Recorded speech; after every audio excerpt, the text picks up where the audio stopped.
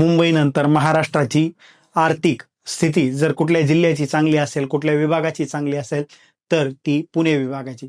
महाराष्ट्राचे उपमुख्यमंत्री आणि पुणे जिल्ह्याचे पालकमंत्री अजित पवार यांनी 26 जुलै 2025 रोजी सकाळी 6 वाजता हिंजवडी आयटी पार्क परिसराचा अचानक दौरा केला आणि या दौऱ्यादरम्यान त्यांनी 2 आठवड्यापूर्वी दिलेल्या सूचनांची अंमलबजावणी करण्याचा किंवा त्याचा आढावा घेण्यासाठी हा दौरा त्यांनी केलेला होता.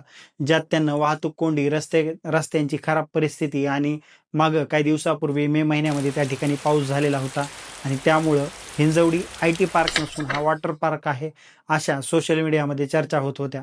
या सगळ्या समस्या सोडवण्यावर भर देण्यासाठी अजित पवारांनी हिंजवडीतील रस्ते रुंदीकरण आणि वाहतूक कोंडी आणि अवैध बांधकामाची पाहणी केली. त्यांनी अधिकाऱ्यांना कठोर कारवाई करण्याचे निर्देश दिले, ज्यात विकास कामात अडथळा आणणाऱ्यांवर गुन्हे दाखल करण्याचा समावेश आहे. ते म्हणाले की कामात अडथळा आणणाऱ्यांना थांबू नका आणि त्यांनी TDR म्हणजे ट्रान्सफर ऑफ डेव्हलपमेंट राईट्स द्या. आयटी पार्कबाबत चिंता दौऱ्यात त्यांनी व्यक्त केली. ते म्हणाले की हिंजवडी आयटी पार्कमधील कंपन्या बंगळुरू आणि हैदराबादकडे स्थलांतरित होत आहेत. आपलं वाटोळं झालेलं आहे. हा पार्क सुमारे 2800 एकरमध्ये पसरलेला असून 800हून अधिक कंपन्यांचे कार्यालय या ठिकाणी आहे.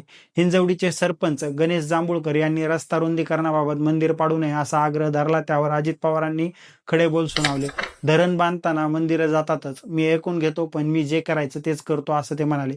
पुढील योजना हिंजवडी आयटी पार्क, ज्याला राजीव गांधी इन्फोटेक पार्क म्हणून ओळखलं जातं.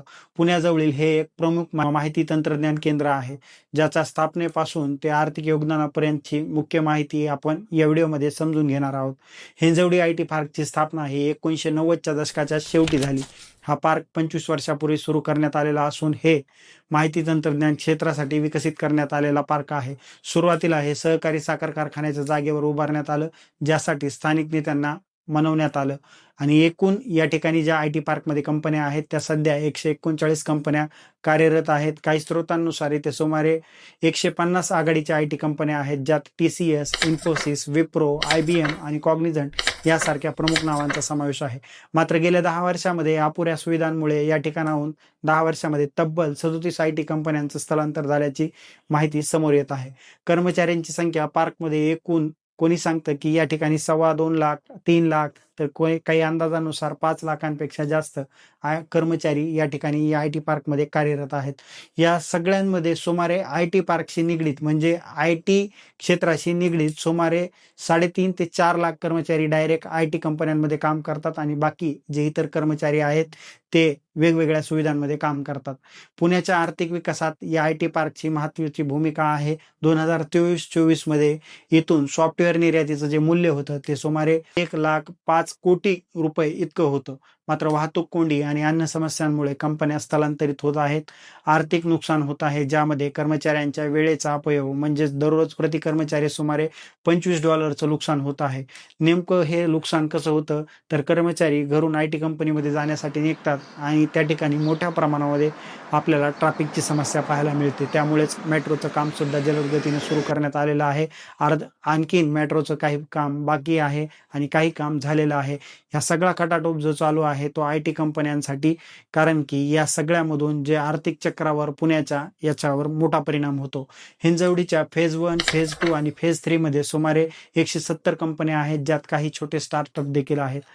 काही आणि मध्यम आकारांच्या कंपन्या सुद्धा यामध्ये आहेत.